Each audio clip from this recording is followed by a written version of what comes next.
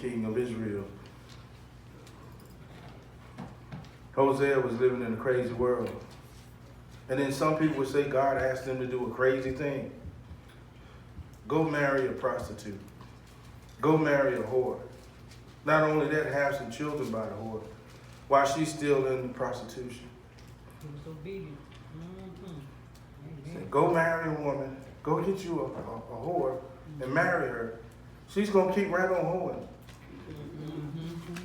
And have children by her. Doesn't that sound crazy? He was obedient. But we look in the scripture. God told him to do that. Sure did.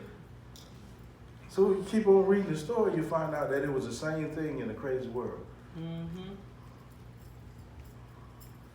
Told him to do a same thing in a crazy world. God has done that before, hasn't he? He told Abraham to leave home.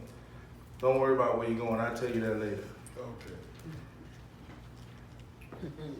Sound like a crazy thing, doesn't it? But see, we know the rest of Abraham's story wasn't so crazy, was it? Okay. Said to leave his home, leave the idol worship so you can worship me. Yeah. Sounds crazy, doesn't it? Then I had a crazy theory about black people in Abraham. God wanted us to worship him, so he had to take us out of Africa to a crazy land, 400 years of slavery, so we could be right here on Allen Street worshiping Jesus. Because if not, we might have been worshiping something else. That's a crazy idea, isn't it? But this is a crazy world. God had to do some same things in a crazy world. Yes, sir. He told Moses to go tell Pharaoh to let his people go. Moses said, what I'm going to take with me, an army? He said, no, just that stick. Yeah. Sounded crazy, didn't it? But we know the rest of Moses' story. It wasn't so crazy. Yeah. All he took with him was the word of God and a staff and a stick. And tell the king of the greatest nation on earth at the time, let my people go. And he hardened Pharaoh's heart. Pharaoh thought Moses was crazy too. But we know the rest of the story, don't we? It wasn't so crazy, was it? Thank you. He told Joshua to march around Jericho 7 times and the walls would fall. He didn't have a bulldozer. He didn't have a backhoe.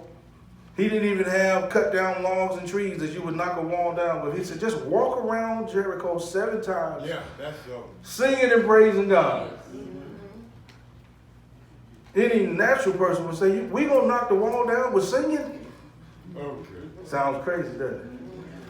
God tells us to do the same thing in a crazy world. Yes. Didn't the walls of Jericho come tumbling down? Yes. Because we know the rest of the story. Then God tells Ezekiel, go pray over these dry bones. I'm going to build you an army out of dry bones. Now, most of us wouldn't have done it because it sounds crazy. It's a field of dry bones where wars had been fought years and years, where bodies had been strewn for years and years, and the birds had picked over and wasn't nothing left but bones. Yeah. Raised up an army from dry bones.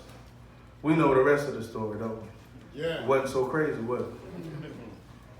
And Gideon was told that you got 3,000 men, 33,000 men, that you don't need but 300 against a multitude. That sounded crazy. Yeah. That sounded crazy. But it was the same thing in a crazy world. Because the same thing in a crazy world is doing what God says to do. That's right. It's sane because we just do what God says to do. Yeah. Amen. Because sometimes we think God is off his rocker. We won't say it out loud, but we think it. That's right. Lord, you want me to do what? Yeah. You want me to believe what? But it's the same thing in a crazy world. Yes. I just gave you examples, and you can think of your own. Of this world's just crazy out here. Jesus comes to earth, and he does some things too. He says, go fill the vases up with water. Well, his mama said he needed wine. And we know where wine comes from. It comes from the grapevine. Go fill the vases up with water. Because Jesus, that's a crazy thing. But we know the rest of the story, don't we? So I'm being Paul Harvey today. We know the rest of the story. They needed wine, and he said, go get water. He told the blind man to put mud in his eyes when he wanted to see. Doesn't it sound crazy? Okay. Don't it sound crazy, kids? Put some mud in your eyes so you can see. The last thing I'm going to do is fill my eyes with dirt. That sounds crazy. We know the rest of the story. The man could see because he did what? What Jesus told him to do. Yeah. He did the same thing because he did what Jesus told him to do. He told Peter to fish on the wrong side of the boat. Yeah. Now fishermen have good sense. They know where the fish are, or they think they know. Especially when you do it for a living. He said fish on the wrong side of the boat. They got so much fish that the boat almost tipped over. Yeah. Because they did what Jesus told them to do. Are y'all getting this? Are you getting this? Yeah. If we just do what Jesus tells us to do, it ain't so crazy. It's the same thing in a crazy world. If we just do what Jesus told us to do. Yeah. The problem is we don't want to do Oh. what he told us to do. We are his disciples, just like he picked disciples when he walked the earth. He said, come follow me. Drop what you're doing, forsake your family, leave your home, leave your wife, just follow me. Yeah. Sounded crazy to some people. But we are disciples here in 2019. He's saying the same thing he said to them. Come follow me. He's saying the same thing today. Come follow me. And it sounds crazy to the people in the world. They got all kind of bumper stickers. Can we coexist? Can we worship this person? Pastor was talking about Allah and Buddha. They can't do it. They all dead. Buddha's dead. Muhammad's dead. Jesus is alive, isn't he? Amen. If you haven't seen him for yourself, we got proof. Hundreds of people saw him with the scars in his hands, with the whole nails in his feet. Saw him walk the earth. Saw him rise up on a cloud. See, our chance to see him, just like the videos we love so much, is to see him come back on that same cloud. Come back on that same cloud that he left on. He's coming again, y'all. Yeah. Better get ready. He's coming again. Amen? He's coming again. Yeah. But we need to do what Jesus said to do. We need to do what he said to do. Because in our text this morning, Hosea's background, he told her to marry the harlot and take the children of harlot.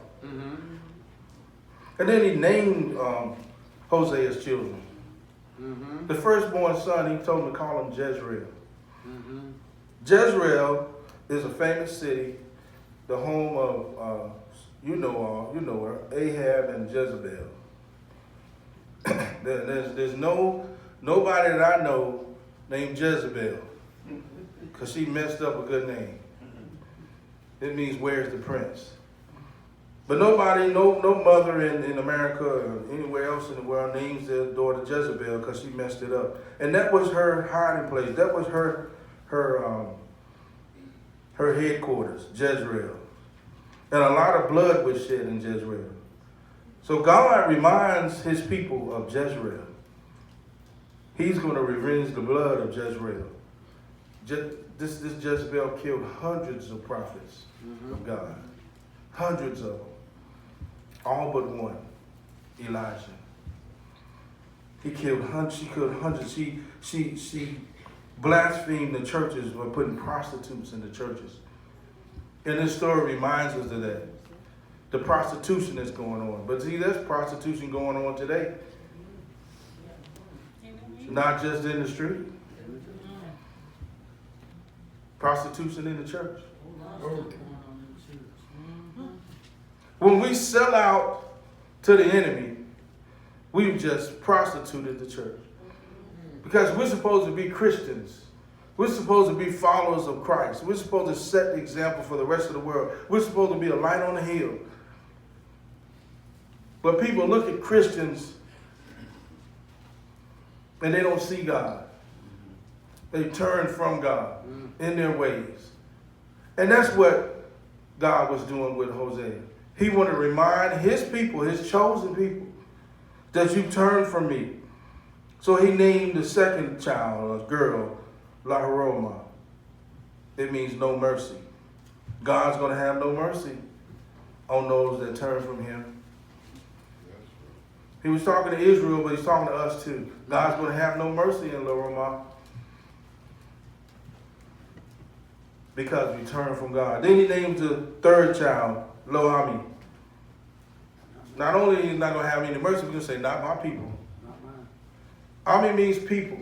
The low in front of it means not my people. Okay.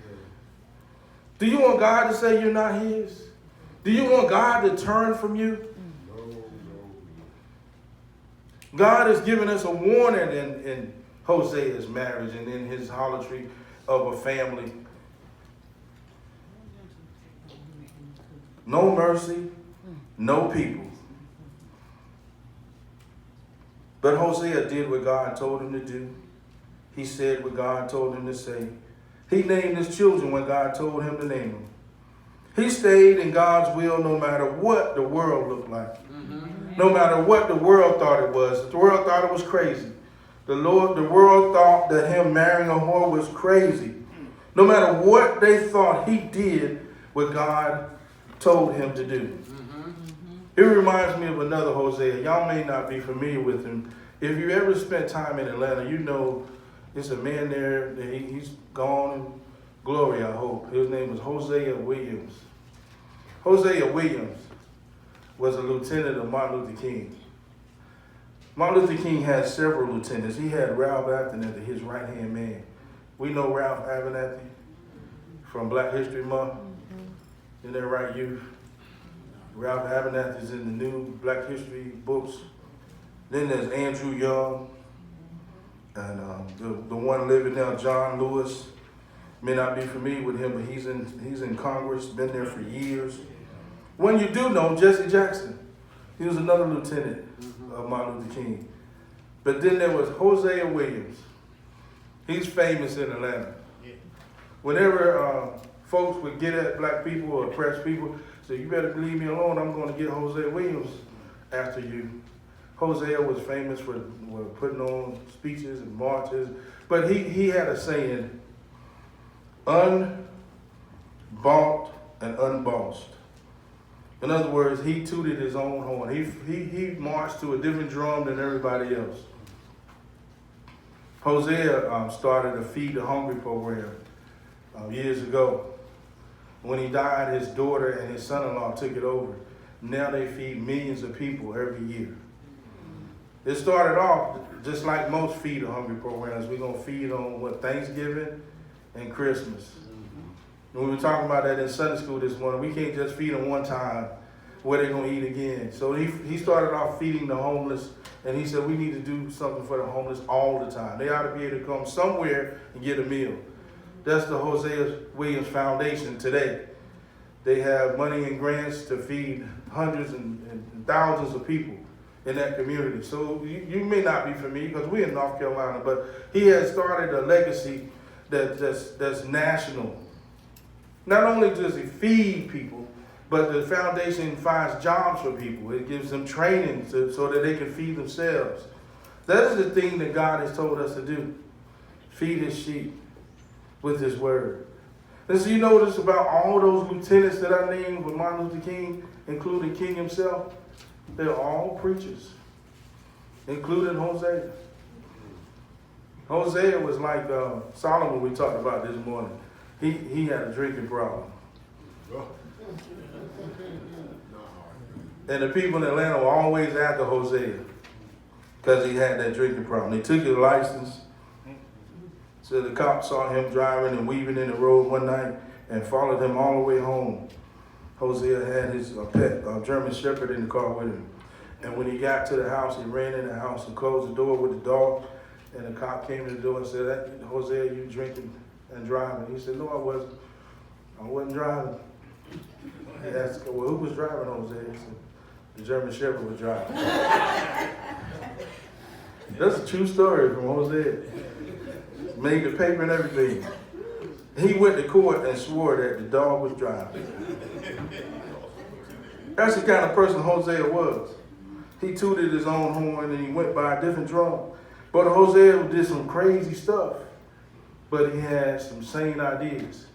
That's why the Hosea Foundation is still alive and kicking today, because Hosea had a vision for helping people. He did it his own way. He did his own thing, but he did it because he was led by God to save and help people. Are you a Hosea? Question. What will you do when God tells you to do what appears to be an insane thing, a crazy thing? In other words, are you walking in God's agenda? Are you walking in His will? We learned in Bible study that in order to walk in God's will, we have to have a fear of the Lord. Because I believe that's the reason why these people did what looked crazy, or what Hosea did, and what some of the people in the Bible did, what looked crazy to the world. They did it because they had a strong fear of the Lord. And we've learned in Bible study that we have to have three things. And I'll give them to you and I'm almost done. Perspective, purpose, and praise. You remember that from Bible study? Perspective, purpose, and praise.